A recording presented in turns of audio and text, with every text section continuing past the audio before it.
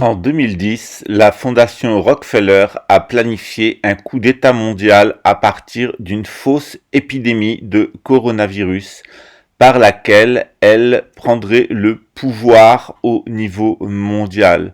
Le scandale a été révélé par un journaliste américain. Le programme comporte 4 étapes. Le premier est de fermer entièrement l'économie et d'installer ensuite un état policier général mondial sur nos sociétés à partir d'un verrouillage informatique basé sur un vaccin implanté par des tests qui seront pratiqués dans le nez et qui implanteront des nanotechnologies, ainsi que d'ailleurs le virus de la grippe qui pourrait être activé à distance par la technologie de la 5G. La troisième étape est un hacking mondial qui serait certainement mené par la Russie et qui amènerait donc à pousser l'Occident à déclarer la guerre à la Russie en l'accusant d'avoir pirater en fait l'internet au niveau mondial, en particulier une centrale nucléaire en Grande-Bretagne qui exploserait et qui, sous l'effet de la contamination, réduirait la population européenne de 60 à 80%, en particulier en France, en Allemagne et au Royaume-Uni, tel que cela est planifié dans un document de l'ONU que vous pouvez voir sur votre écran. Ce processus de dépopulation atteindrait toute l'Europe du Nord, en priorité, les États-Unis aussi, qui perdraient donc 80% de leur population, la France 50% de sa population, et ainsi de suite, l'Allemagne, la Grande-Bretagne. Donc tous les pays blancs seraient particulièrement touchés. Viendrait ensuite une quatrième étape avec une pandémie mondiale qu'ils appellent la grande révolution verte, à l'horizon de 2027, qui provoquerait la mort de 6 milliards d'individus par la destruction totale de l'économie mondiale, mais aussi de tous les procédés, tous les processus d'alimentation avec des changements climatiques absolument terribles et qui seraient complètement qui seraient complètement ingénierés, c'est-à-dire provoqués par l'être humain, notamment à partir des stations HARP. Boa tarde, bonjour, c'est Pascal Tréfingui. Je suis en direct depuis Rio de Janeiro. Nous sommes ici dans une situation un peu triste puisque nous sommes dans un cimetière, mais nous y sommes parce que la famille de la défunte nous a demandé de venir filmer l'enterrement, de venir filmer les rites de l'enterrement, qui vont être réduits à leur plus simple expression puisque la veillée n'a pas été autorisée. Et cette famille nous a demandé à pouvoir témoigner devant la caméra. Donc nous avons retenu l'interview du père de famille, qui est un avocat pénaliste. Mais nous avons aussi interviewé les autres membres de la famille, quelquefois en pleurs, dont il était difficile de vous les montrer et de traduire. Comme vous le voyez derrière moi, eh bien, nous sommes donc dans le cimetière de Bangu, à Rio de Janeiro. C'est un quartier qui est d'environ 250 000 habitants. Voilà. Alors, la mortalité annoncée pour Rio de Janeiro au total est d'environ de 225 morts du Covid-19. Donc, on est bien loin de ce qu'on vous raconte à la télévision.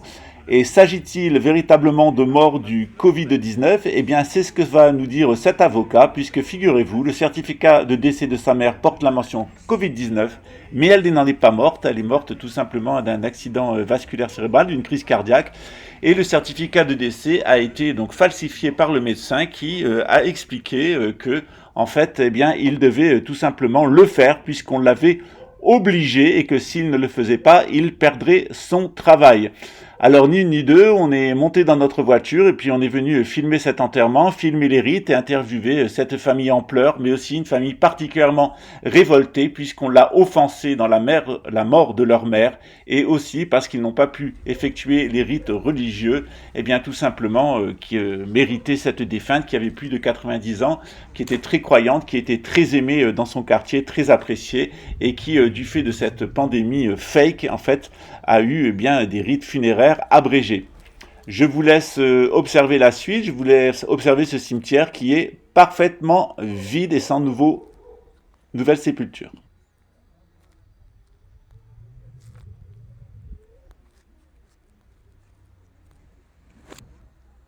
comme vous le voyez, c'est un moment qui est un petit peu difficile, hein, donc je reste à l'écart pour ne pas gêner la famille.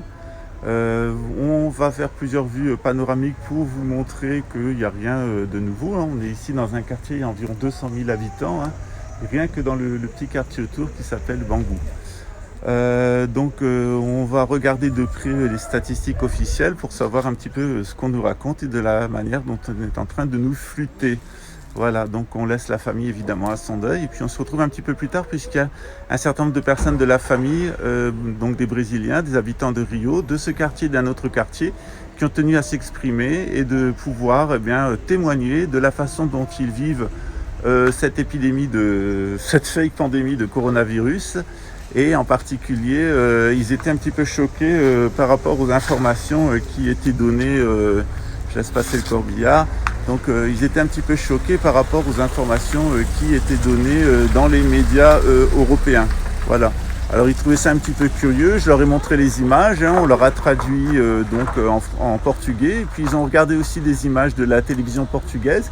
Et il semble que vous soyez comme dans la guerre du Golfe, comme dans l'affaire du 11 septembre, en face d'une attaque fantôme, savamment orchestrée par le même petit groupe de bandits néoconservateurs nord-américains, et qu'en réalité, on nous manipule une fois de plus, on nous prend pour des imbéciles, pour nous faire les poches et nous affaiblir, nous terroriser, nous sacrifier, nous ponctionner et si possible nous éliminer. Voilà.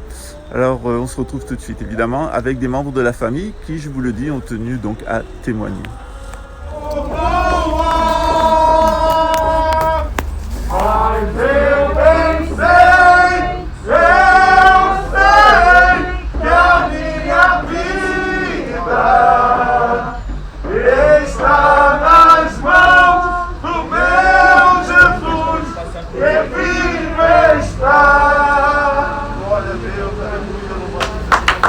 Yeah! Ela foi para a mão daquele que vive e que reina para todos sempre. Amém. Amen.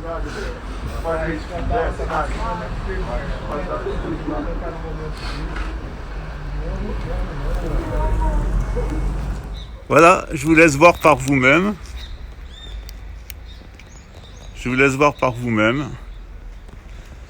Voilà les millions de morts, voilà les dizaines de milliers de morts du Brésil, de Rio de Janeiro, dont vous parlent les médias officiels. Et puis on va essayer de rentrer dans le poste de santé, dans l'hôpital de campagne qu'il y a près du stade olympique, où on nous prétend à la télévision française qu'il y a des milliers de cariocas qui sont en train de mourir. Voilà. Vous pouvez le constater vous-même, les bulldozers qui enterrent les morts. Hein. Voilà la réalité, voilà la vérité. On est à Bangou, 200 000 habitants. Voilà. Dans un rayon de 15 km, vous avez 2 millions d'habitants. Ici, on est dans le seul cimetière. Voilà, en direct, l'épidémie de couillonovirus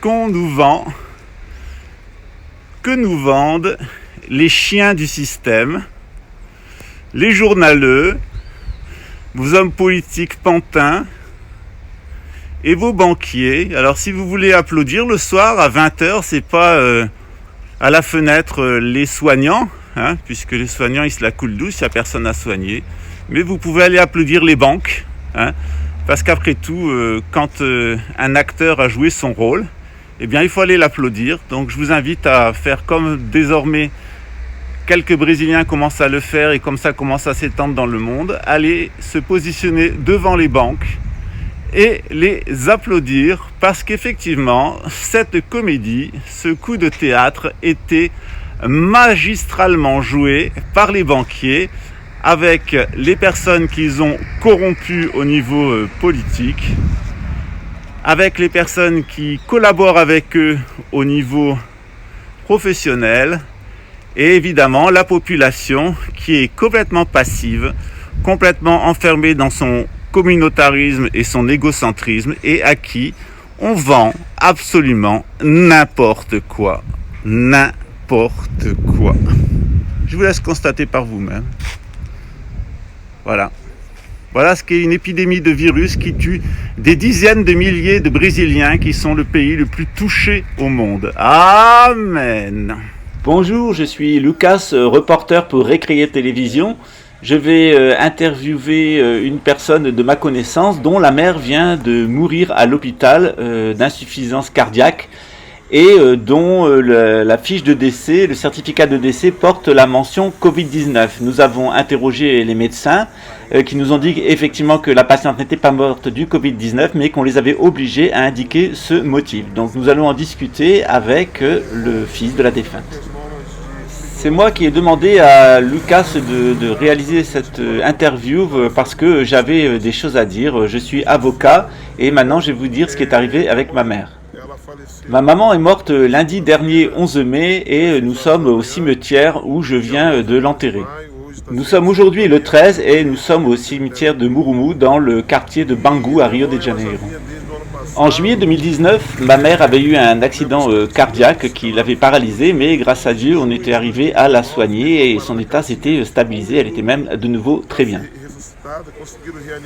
Grâce à Dieu, après cette attaque, nous avons fait un certain nombre d'examens cardiaques pour savoir exactement ce qu'elle avait eu et quelle était la cause de cet AVC. Nous avons continué les traitements et au mois d'avril, on lui a proposé de poser des cathéters, ce qui a été fait. Cette technique que l'on appelle ici le cathétérisme permettait de contrôler l'état de ses artères et de voir quelle était sa condition physique. À l'issue de cet examen, les médecins nous ont indiqué que 88% des artères de ma mère étaient obstruées et en mauvaise condition. Du fait de son état de santé, nous avions décidé de ne pas la visiter, donc elle n'avait aucun contact avec personne depuis plusieurs semaines parce que nous suivions les prescriptions de la quarantaine et de l'isolement. Ma mère ne présentait aucun des symptômes du coronavirus, ou en tout cas les symptômes qui ont été présentés à la télévision comme étant des symptômes du coronavirus ou de ce que nous avons vu sur Internet à propos de cette grippe. Ma mère ne présentait aucun symptôme d'insuffisance respiratoire, elle ne toussait pas, elle n'avait pas de fièvre, donc elle ne présentait véritablement aucun des symptômes qu'on attribue à la grippe en général et au Covid-19 en particulier. Elle a été hospitalisée le samedi 9 au matin afin de continuer ses traitements.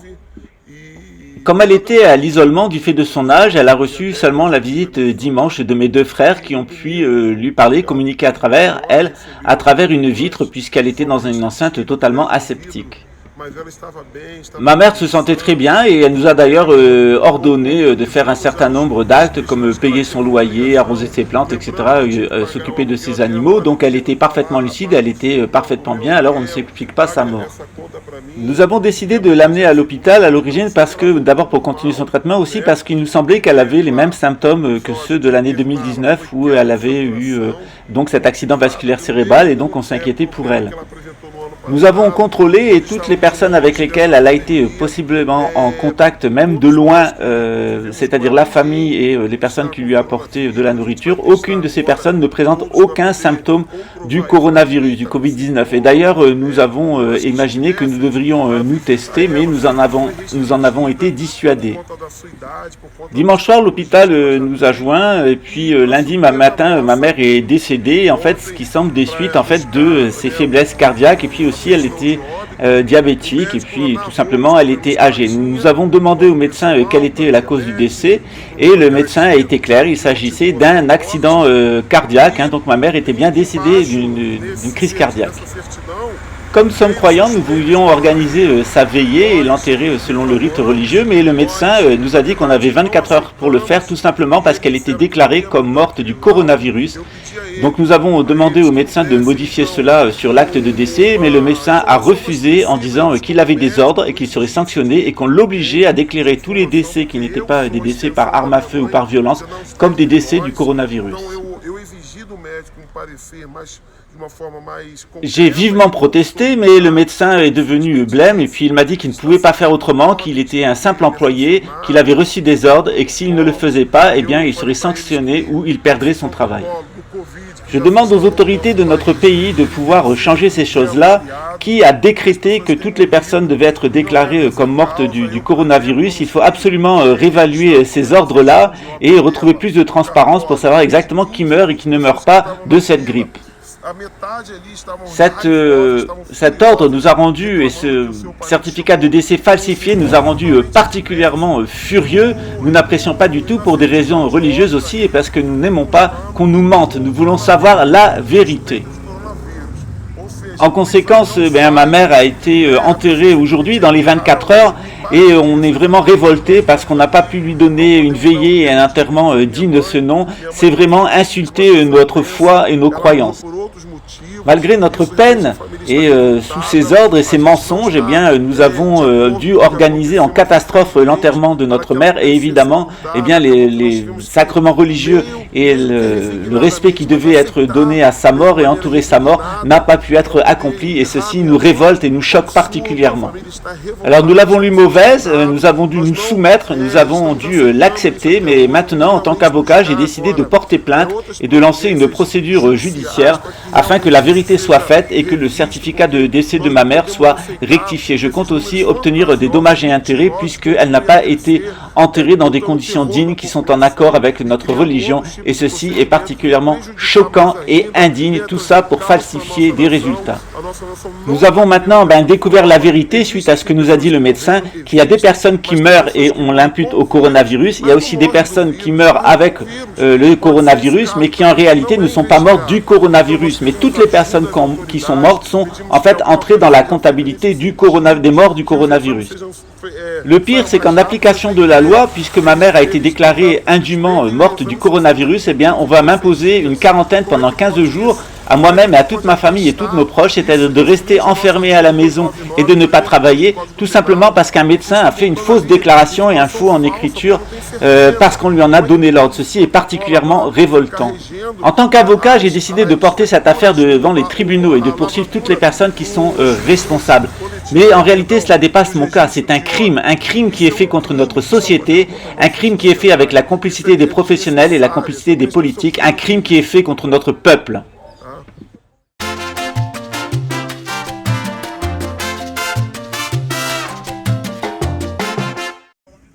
Bonjour, c'est Pascal Trefingui, reporter pour Recrio Télévision. Nous sommes en face de l'hôpital de campagne Rio Centro à Barra da Tijuca, qui est ici et destiné à accueillir plusieurs centaines, voire milliers de personnes afin de les traiter du Covid-19. Enfin, en tout cas, ça c'est ce qu'on nous raconte parce que, comme vous pouvez le constater derrière moi, le parking est parfaitement vide. Nous avons demandé à rentrer à l'intérieur de l'hôpital de campagne pour pouvoir filmer et on nous a renvoyé vers un service de presse qui évidemment nous a éconduit et nous a donné un rendez-vous dans plusieurs semaines et nous pose un certain nombre de conditions, notamment de nous tester au Covid-19. Alors comme vous le voyez vous-même, c'est une comédie. Les véhicules qui sont ici sont les véhicules qui sont à l'intérieur donc des soignants et à l'extérieur on va faire un 360 degrés. Vous verrez qu'il n'y a pratiquement aucune personne qui est ici. Nous avons simplement rencontré un couple d'hommes qui étaient amenés leur mère qui avait un problème pour difficulté à respirer.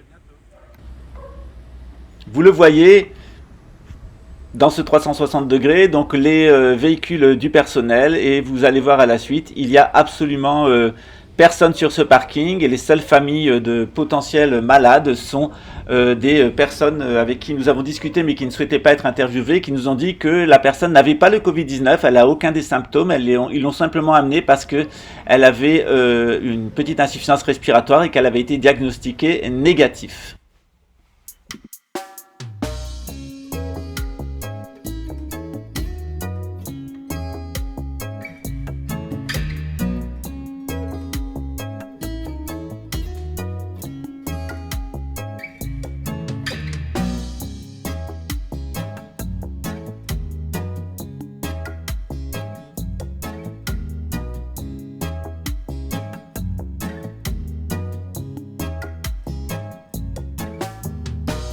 Le jeu se termine, j'ai découvert le miroir, je suis le créateur de l'échiquier illusoire. Je ne débat plus, tout cela n'est qu'une œuvre d'art, la compassion m'envahit et je mate l'échec de mes plans noirs.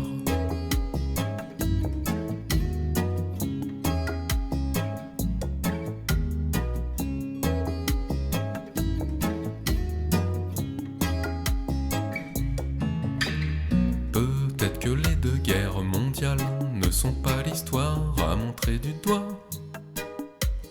Peut-être que le sang qui s'étale n'est pas vraiment si appétissant que ça. Peut-être que les chemtrails me voilent le ciel, mais le soleil brille en moi. Peut-être que la 5G rend pâle, mais la peur n'existe que si l'on y croit. Le jeu se termine, j'ai découvert le miroir. Je suis le créateur de l'échiquier illusoire. Je ne débat plus, tout cela n'est qu'une œuvre d'art. La compassion m'envahit et je mate l'échec de mes plans noirs. Le jeu se termine, j'ai découvert le miroir. Je suis le créateur de l'échiquier illusoire. Je ne débat plus, tout cela n'est qu'une œuvre d'art. La compassion m'envahit et je mate l'échec de mes plans noirs.